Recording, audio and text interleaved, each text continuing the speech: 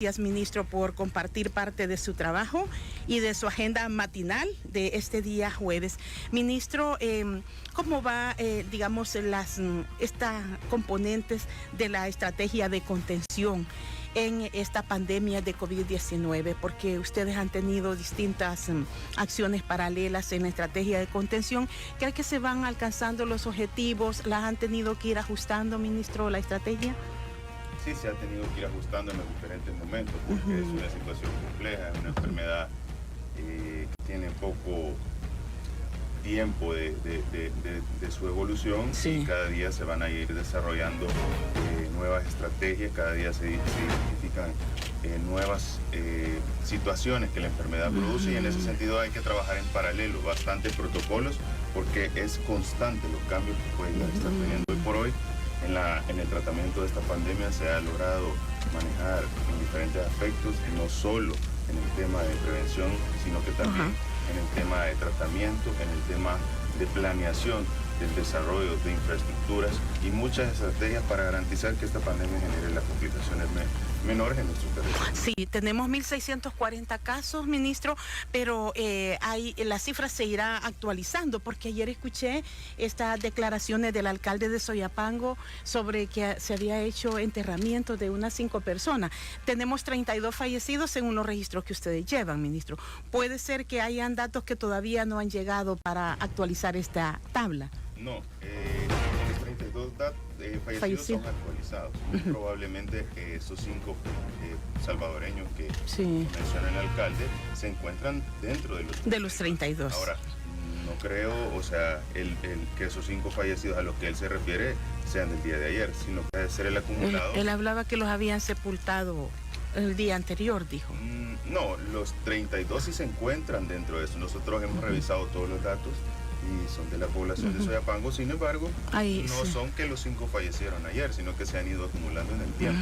Eso por un lado. Por otro lado, todos sabemos que un paciente que es identificado como fallecido dentro de su hogar no necesariamente obedece a causa del coronavirus. En ese sentido, habrá que ver si estos pacientes fueron considerados en ese grupo. Sí, y además, ministro, dentro de esta estrategia de prevención, de tratamiento, de planeación que usted dice que son sus componentes, también hay un protocolo que el ministerio ha compartido sobre los enterramientos de las personas, es decir, que no puede ser que se esté esperando en la morgue con un cadáver de una persona que desafortunadamente falleció por COVID-19, ¿o han ocurrido estos casos, ministro?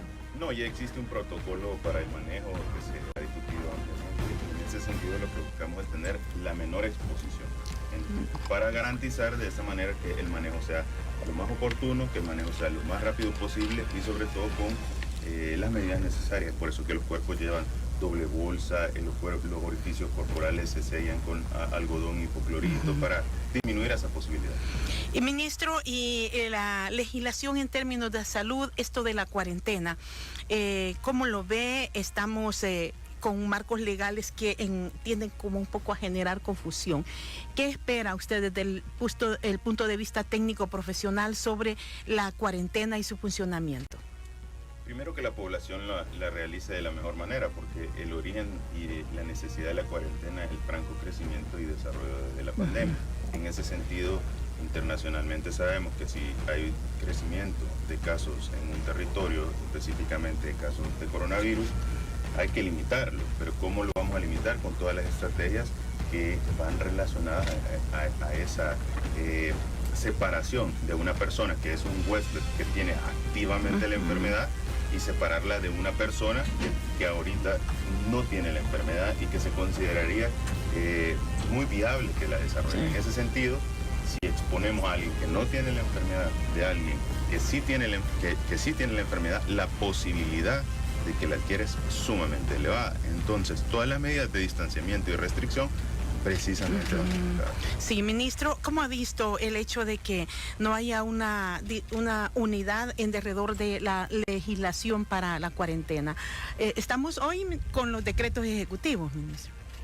Sí, yo creo que debemos de siempre enfocarnos y tener el objetivo que la salud pública es lo más importante, y resolver esta crisis sanitaria solo se logra con las medidas que internacionalmente se han analizado para el manejo de esta epidemia en específico, que no es similar a las otras epidemias, tiene la capacidad de transmisión y de generar complicaciones mucho más alta. En ese sentido, si nosotros tuviéramos como objetivo principal el manejar la crisis sanitaria, no tendríamos por qué tener esas diferencias. Entonces, yo le pido a toda la población y a todos los sectores de la población que no perdamos el objetivo. El objetivo es manejar la crisis sanitaria, salir adelante y que El Salvador no se vea afectado. No hay tiempo y no hay lugar para tener otros intereses. Exacto. Y ahí pues, alguien decía, cuidémonos para después salir a trabajar.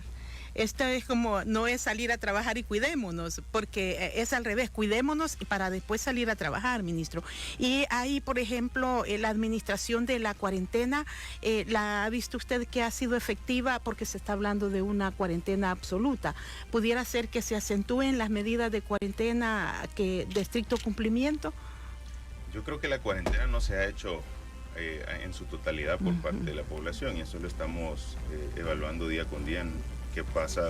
Podemos observar mayores población circulante, y en ese sentido eso no va de acuerdo a lo que deberíamos de realizar, y al contrario, puede generar exposición mayor y de esa manera más contaminados. Entonces yo creo que la cuarentena es bien específica en decir no exposición, y en ese sentido también comprendemos que hay ciertas situaciones que deben de tratarse, como lo es el hecho del trabajo, el hecho de la alimentación, y son puntos válidos, pero creo que lo más importante es que la población tenga claro que esta cuarentena no está enfocada a cumplir o a generarle molestias a la población, sino que está enfocada a garantizarle que no tenga complicación. Entonces hay que ser responsables y cumplir. Ese es el llamado que hace el ministro de Salud para que cumplamos esta cuarentena. Analícenos, ministro, el cuadro que se ha actualizado. Algunos estaban opinando que con base al número de pruebas que se ha incrementado, pero hubo un momento en que tuvimos un registro muy alto, pero en las últimas 48 horas hemos visto que se ha ido como disminuyendo estos registros. No, la tendencia continúa incrementándose, y eso es sumamente importante porque están apareciendo nuevos casos confirmados, seguimos con los casos sospechosos en incremento, y en ese sentido debemos no perder la esperanza. La curva sigue en crecimiento. Si no logramos frenar esa curva, no podemos tomar otras medidas. En ese sentido yo le pido a la población que acatemos las recomendaciones. Estamos tanizando un gran porcentaje de pacientes. Tenemos cerca de 65.226 pruebas realizadas. Entonces, con toda certeza, podemos decir que nuestros datos son bastante sustentados. Ahora, la única manera de saber cómo está la población un 100% es tamizando a toda la población. Cuestión que no se puede realizar porque estos exámenes de PCR no son pues un proceso sencillo. Y de alguna manera tenemos que utilizar la herramienta para irnos orientando por dónde hay que ir realizando controles un poco más altos para que la población no adquiera la enfermedad. En ese sentido, podemos tener la tranquilidad que se están haciendo todos los estudios necesarios según las estadísticas internacionales. Queremos ampliarla, queremos llegar a 3.000 pruebas diarias, pero no depende de la prueba el controlar la pandemia. Claro. La pandemia depende de la voluntad y el cumplimiento de las medidas de distanciamiento social, de restricción y de prevención. Y eso no está en las manos de ninguna administración pública, está en las manos de la población. Ministro, y ahí, por ejemplo, digamos, decía usted que de mantenerse estos registros altos, estaba pues hablando sobre la capacidad de las unidades de cuidados intensivos. ¿Cómo estamos? ¿A qué porcentaje estamos con las unidades de cuidados intensivos ocupadas en este momento? Hoy por hoy tenemos capacidad de ingreso en las unidades de cuidados intensivos, pero tenemos que partir de que el sistema de salud que ha sido asignado al área de COVID está cerca del 95%. ¿A qué quiero llegar?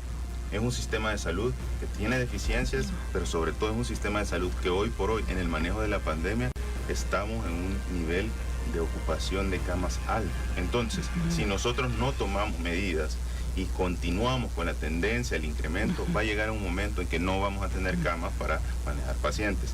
La velocidad con la que aperturamos nuevos centros y con la que adecuamos nuevos centros es menor a la velocidad de crecimiento de los casos. Y en ese sentido va a llegar un momento en que los casos van a superar a la ocupación de camas, y en ese sentido vamos a tener un colapso del sistema de salud. Estamos ahorita evidenciando ya el inicio de ese colapso y no queremos que suceda. En ese sentido, la población debe comprender, ¿verdad?, que todo gira en base al cumplimiento de las recomendaciones, porque no depende de crear más unidades de cuidados intensivos. ¿Y cuál es el ejemplo? No es esa la solución. Esa es la solución. ¿Y cuál es el ejemplo más grande que podemos dar?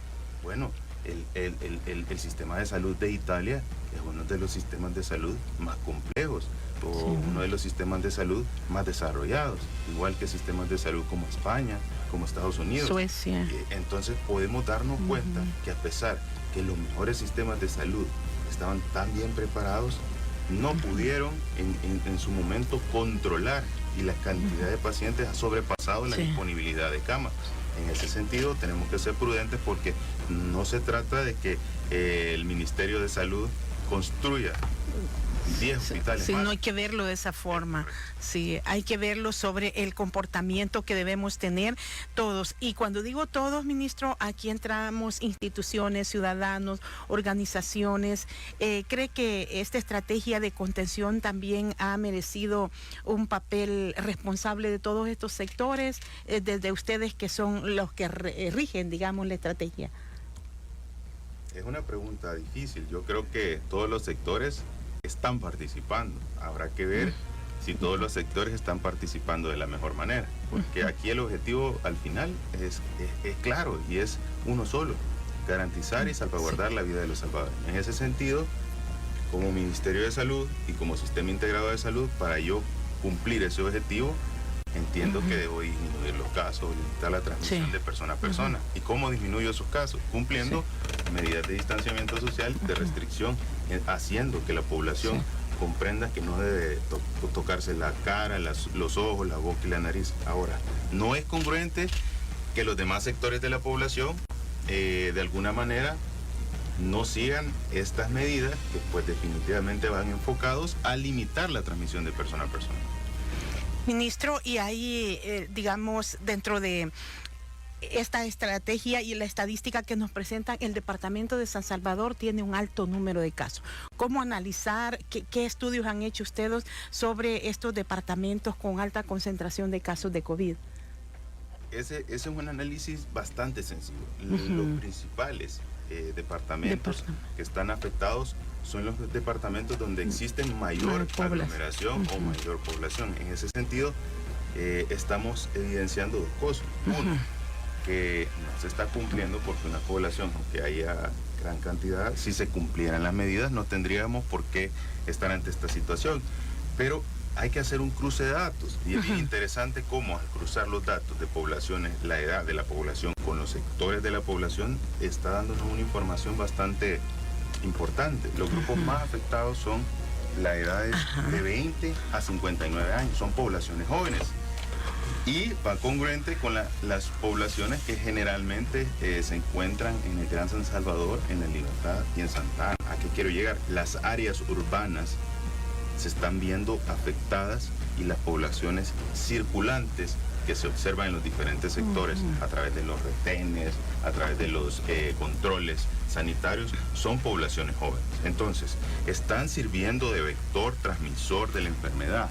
¿Por qué? Porque consideran que por la edad no pueden tener una complicación, pero no se están dando cuenta que son el vehículo que está diseminando la enfermedad y que puede llevar esa enfermedad a su hogar, y la persona de su hogar puede ser vulnerable. Ministro, y los casos que han dado positivos a COVID-19, ¿dónde se han ubicado?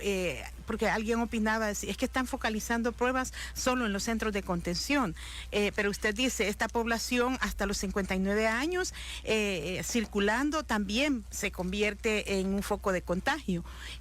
¿Han detectado cómo se selecciona y qué criterios se aplican para hacer las pruebas y detectar casos? Claro, las pruebas tienen 4 órdenes de prioridades, y en ese sentido la mayoría de las pruebas no son en los centros de contención.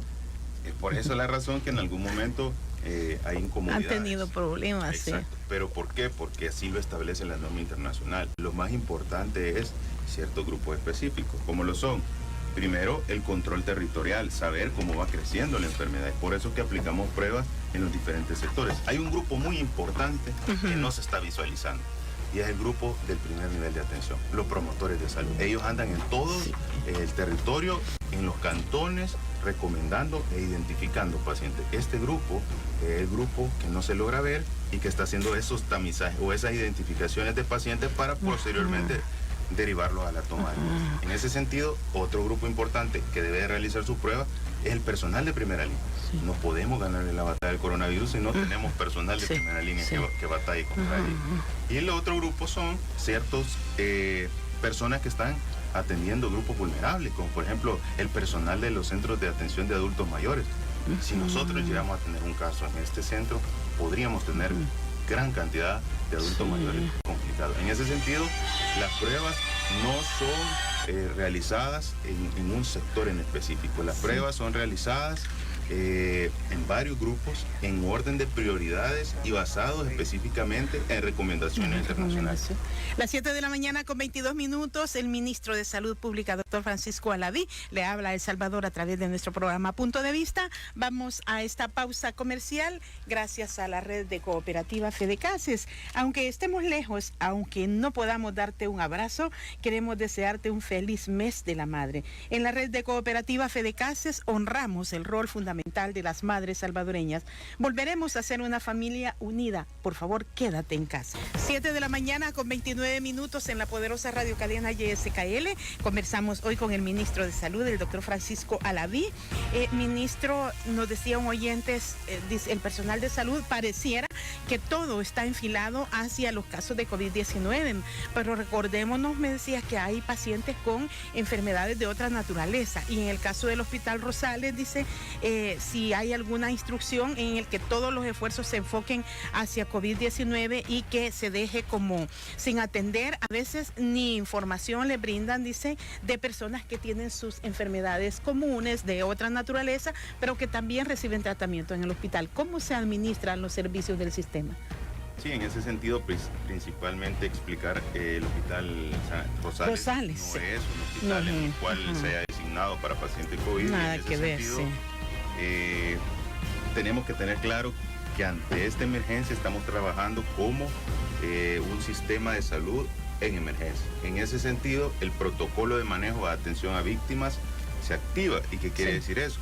La mayoría de consultas que no es emergencia se difiere o se da una atención menor. ¿Por qué? Para darnos la capacidad del personal y de los hospitales de poder atender de lleno la pandemia. Ahora, la información debería de brindársele, el número de atención del hospital está a disposición para que él pueda hacer sus consultas, y si no es atendido, que se aboque al Ministerio de Salud para que nosotros podamos darle esa respuesta o podamos dirigirlo con alguien específicamente en el hospital que le pueda dar información de esta paciente, porque dice que es una paciente que fue ingresada por infiltración. No sé qué quiere decir esto, ¿verdad? Pero me dice que fue ingresada y que han tenido dificultades para recibir información. Pero lo aclara usted, ministro, el Hospital Nacional Rosales debe brindar los servicios de emergencia. Correcto. Perfecto. Y hay emergencia en todo nivel. No pensemos que una emergencia solo es un accidente de tránsito. Hay pacientes que pueden tener una enfermedad hemato-oncológica o una enfermedad de cáncer. Entonces, si este paciente tiene una enfermedad de cáncer y este cáncer está avanzando, infiltra otro órgano y compromete la vida del paciente, eso se considera una emergencia. Sí, ministro, y sobre los casos de COVID-19 que se han registrado, informaba usted ayer de un incremento en el número de casos de agentes de la policía.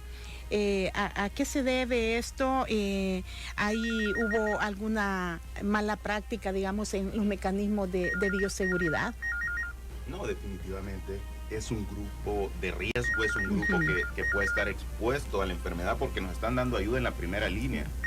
En ese sentido, desde que comenzó la emergencia. Desde que comenzó. En ese sentido, se ha observado bastante personal de la Policía Nacional Civil confirmada. Sin embargo, estamos identificando de qué manera podemos acortar ese crecimiento y de qué manera podemos brindarle al personal de primera línea más protección. Se está haciendo llegar todo el equipo de protección estamos haciendo llegar lo necesario, pero esto no solo depende del equipo de protección, depende de que la población se limite para que no siga creciendo y no se exponga a nuestro personal de primera línea. Sí, estaba escuchando a un adulto mayor, hay entregas a domicilio, me dice, ¿qué es lo que están haciendo ustedes? En la número 1, por favor. Sí, hola. ¿Aló? Entregas a domicilio de medicina. ¿Aló? Sí, adelante. ¿Aló? Sí, ¿Días? buenos días. Quiero que decirle al doctor lo siguiente, que no podemos entrar al seguro social a los números que nos han dado para que los viejitos como nosotros podamos, que nos indiquen cómo podemos mandar las recetas para que nos hagan llegar las medicinas a domicilio. Yo quisiera que ustedes intentaran desde ya hablar. Es imposible porque no le hacen caso a uno. No contestan los teléfonos, aunque estén saturados, pero es imposible que desde hace 2 semanas no nos contesten. Eso es lo que le hablaba al doctor, porque desde anoche que supe que iba a estar en la KL, no dije, voy a ser de las primeras que reclamen. Muchas gracias. Sí, doctor, hay una demanda fuerte también, ¿verdad? Y bueno, una emergencia se caracteriza por eso, porque las cosas son improvisadas en algunos momentos y poco a poco se van ordenando, ¿verdad? Sí, es correcto. Definitivamente quisiéramos que esto salga a la perfección como un reloj, pero los salvadoreños tienen razón. Hay deficiencias, hay situaciones que no se están completando como normalmente se hace y eso se debe a la pandemia. Nosotros todas estas recomendaciones y todas estas observaciones que la población hace, tratamos de darle solución en cuanto a las prioridades. Ahora, es importante que tengamos claro que desearíamos que el sistema funcione como usualmente lo hace, pero no tenemos esa capacidad para que funcione normalmente y atienda al paciente COVID. Ahora, vamos a hacer la investigación de qué manera se puede agilizar el proceso para entrega de los medicamentos crónicos y la mejor opción es una como la que comenta. Sí, pueden llamar y ha dicho el seguro que deben de llamar antes de la fecha que les corresponde para que puedan como ir organizando los recorridos para la entrega de los medicamentos. Y quienes pueden, que vayan, ministro, porque las farmacias del seguro están abiertas. Quienes que no tienen los 60 años pueden ir a la farmacia. Es mejor que lo hagan porque las medicinas no pueden. Me decía una colega que trabaja con laboratorios, fíjese que en esta emergencia las personas con padecimientos crónicos han descuidado la continuidad de sus tratamientos. Esto no es recomendable, ministro. No, definitivamente no. Un paciente que tenga una enfermedad crónico-degenerativa, si no sigue su tratamiento, esto puede generar complicaciones graves. Pero debemos acercarnos si no tenemos factores de riesgo y sobre todo cumpliendo todas las medidas de prevención. Sí, eso es importante lo que nos dice el ministro Alaví. Si va a ir a retirar sus medicamentos, hágalo con todas las medidas de protección.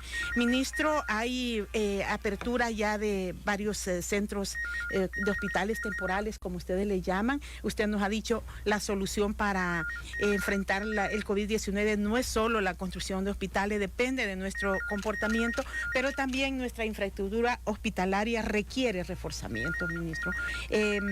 ¿Cómo va el avance para prepararse, digamos, con esta infraestructura? Definitivamente hay varias líneas de atención.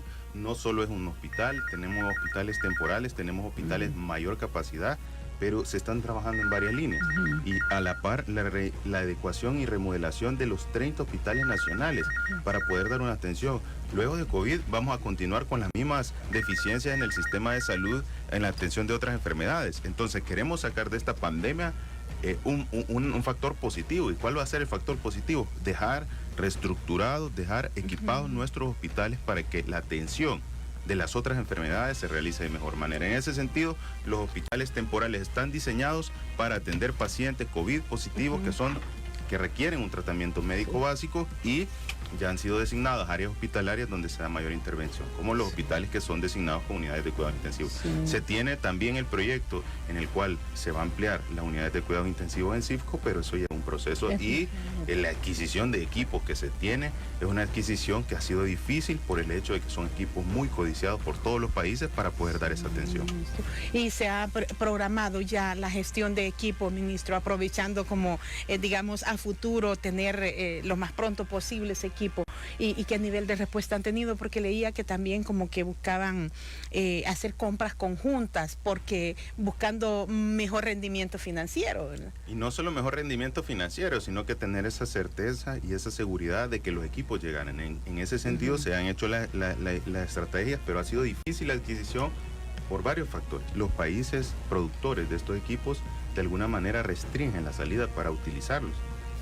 El mercado internacional está encima de estos equipos y ha sucedido casos como por ejemplo el caso en el cual ciertos ventiladores de un país llegaron a un aeropuerto y llegó un comprador estadounidense y dijo: yo te compro el avión, y compró el avión entero con $1 millón más. Entonces el vendedor ahí regresó el dinero al otro que había solicitado y le vendió el avión al estadounidense. ¿Por qué? Por la necesidad hace que esta disputa entre los insumos y el equipo sea bastante alta. Nosotros tenemos ventiladores, ministro. Hay, por ejemplo, decía usted, en los hospitales temporales, Jiquilisco, Tecoluca, la zona de la Segunda Brigada Aérea. Todos estos tienen todos los aparatos necesarios. Tienen los aparatos necesarios para el tipo de atención. Estos hospitales temporales no dan atención crítica y no usan ventilación mecánica. En el sistema de salud nosotros tenemos cerca de 270 ventiladores en todo el sistema de salud, que es lo que se cuenta. Ahora, esto queremos ser claros. Hoy por hoy la cantidad de pacientes ventilados se está dando abasto porque tenemos ventiladores, pero no quiere decir que solo de esto va a ser lo necesario. La adquisición del equipo viene en camino para garantizar tener toda la capacidad de ventilación mecánica, toda la capacidad de atención en UCI, pero sobre todo para dejar el sistema de salud con sus ventiladores mecánicos cuando ha habido una deficiencia grande. Todos hemos visto la foto del Hospital Rosales, cuando sale un médico que está realizando sus prácticas con un ambú, que es la bolsa respirante. Todo lo hemos observado por el largo de los tiempos y eso no puede permitirse, eso debe solucionarse. Las soluciones no son inmediatas. El sistema de salud representa un alto gasto en cuestión de fondos, porque la salud es cara. En ese sentido, poder adquirir todos estos ventiladores que con el tiempo han ido siendo deficientes lleva un proceso. Esperamos dejar el sistema de salud mucho más fortalecido para que todas estas deficiencias que con los años se han acumulado pues se vean solucionadas. Yo tengo una cuestión que me llama mucho la atención. Hoy estamos enfocados en el sistema de salud por la pandemia de coronavirus.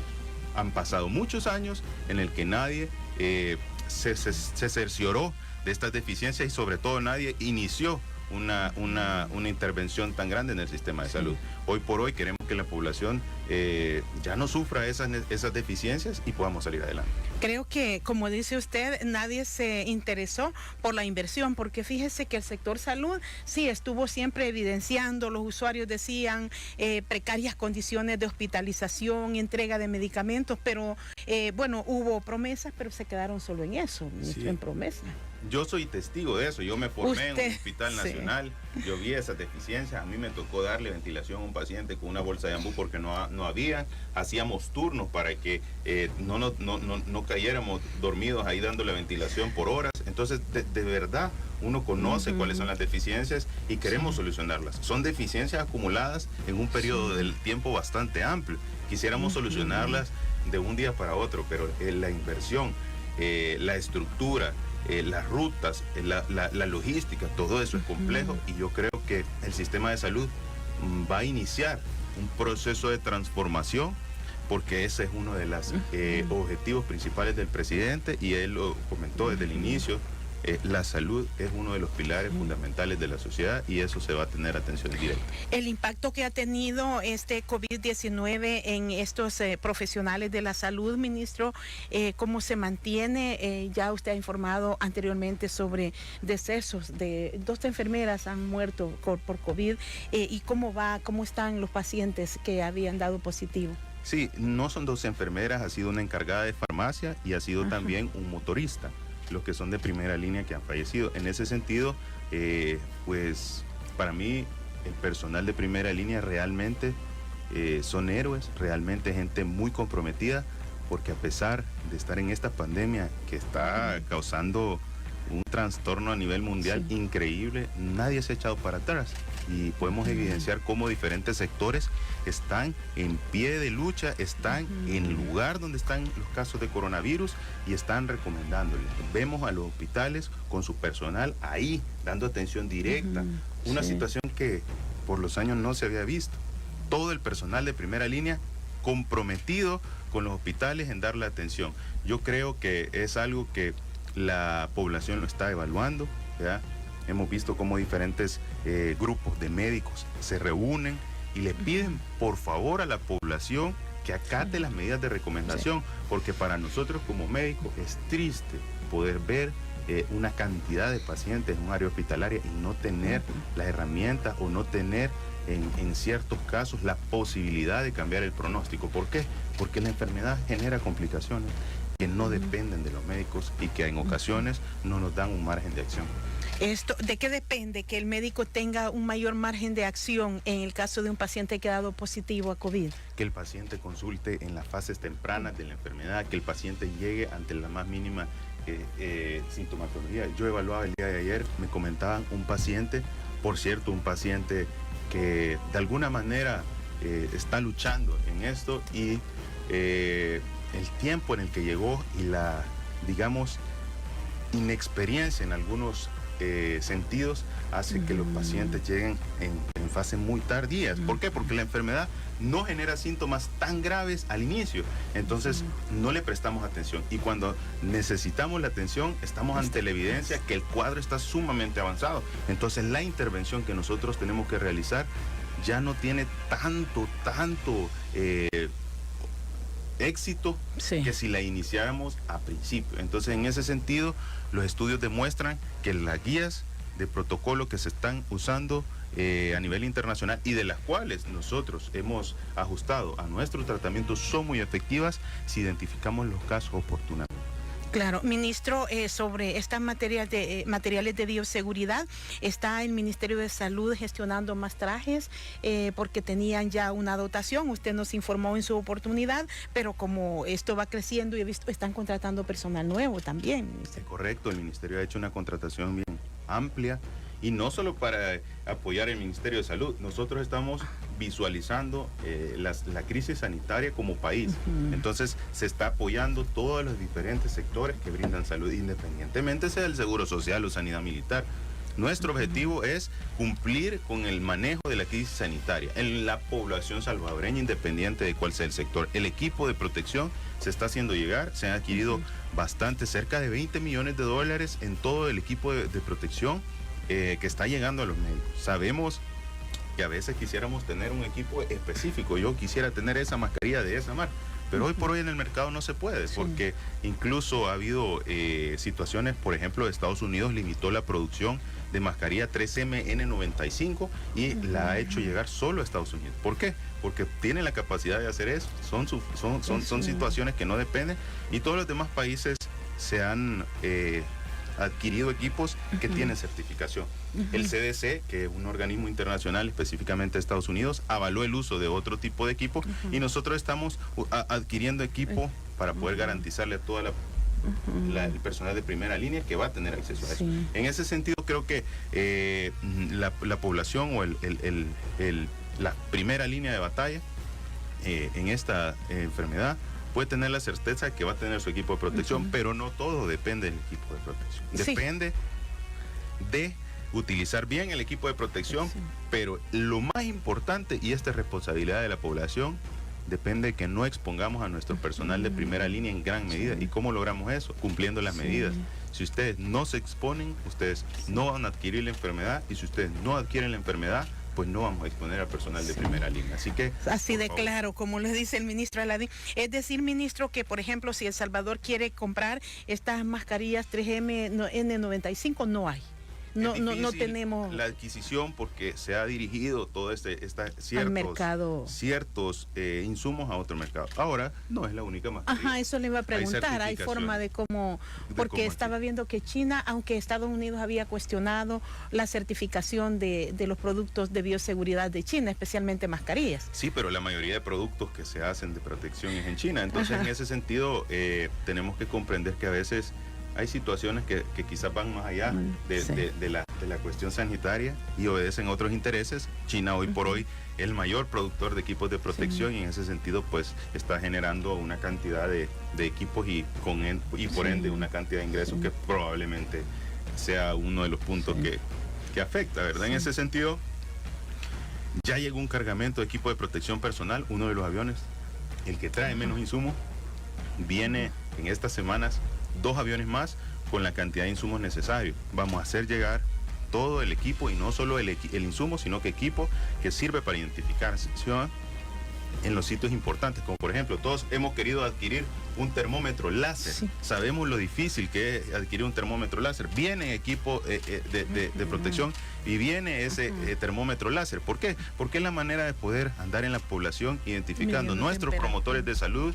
Nuestros 3.000 promotores de salud van a tener su termómetro láser para que puedan realizar la toma de temperatura y de esta manera no anden con un termómetro de los que entran en contacto que pueden servir de objeto transmisor. En ese sentido, todo lo necesario se va a hacer llegar. Sí, ministro, estamos finalizando y también sigue la repatriación de salvadoreños que no habían podido retornar a nuestro país.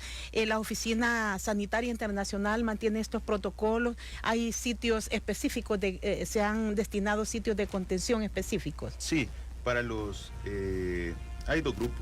Nuestros salvadoreños que se quedaron en el exterior porque andaban fuera un viaje y nuestros salvadoreños que están las deportaciones, correcto. En ese sentido se está manejando centros de contención para poder garantizar de esta manera que no tienen la enfermedad. Sabemos que nuestros retornados estuvieron expuestos en los sitios porque eran países donde circulaba activamente el virus y donde no se cumplían todas las medidas. En ese sentido, todo este personal, todos estos salvadoreños que vienen, ingresan a nuestro territorio, se hace una vigilancia estrecha, se les realizan las pruebas y al tener esa certeza de que no tienen la enfermedad, pues les damos el alta y lo reincorporamos a la sociedad.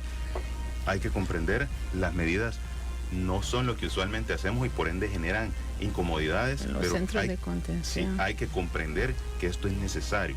Con el tiempo y con los años vamos a decir, pues la cuarentena fue necesaria. La cuarentena era algo que nos permitió salir y ganar la batalla del coronavirus. Y el ejemplo más real y preciso es cada día que damos un alta a un paciente de un centro de contención, ese paciente que probablemente en el transcurso se peleó con la enfermera, dijo que ya se quería ir, sale siempre con un agradecimiento, con una satisfacción y sobre todo con esa seguridad de que puede regresar a su hogar con la certeza de que no tiene coronavirus. Y dice usted, ganaré la batalla del coronavirus. Sus colegas del colegio médico dicen que vamos a seguir viviendo con el coronavirus, como vivimos con el dengue, la chikungunya. Hacia esto vamos, ministro. Sí, pues me llama la atención que estamos por primera vez en un mutuo acuerdo con ese análisis. Definitivamente esta enfermedad va a ser una enfermedad endémica, va a ser una enfermedad que se va a instaurar en la población, pero la inmunidad poblacional que se va generando con la adquisición, ¿verdad? La identificación de una vacuna que va a prevenir las formas graves de la enfermedad, va a darnos la capacidad de que formen parte de cualquier otro virus respiratorio. Sin embargo, hoy por hoy, que no se cuenta ni con un tratamiento, ni con una vacuna, y con un franco crecimiento en la curva de casos confirmados y de desarrollo de la enfermedad, no es prudente que la población se exponga, porque si la población se expone, van a incrementar los casos confirmados de coronavirus. Muchas gracias, ministro Francisco Alaví, por habernos acompañado esta mañana aquí en la KL. Lo estábamos esperando desde hace rato. No, gracias por la invitación y gracias a la población salvadoreña que escucha nuestras recomendaciones y que da el cumplimiento. Cuídense.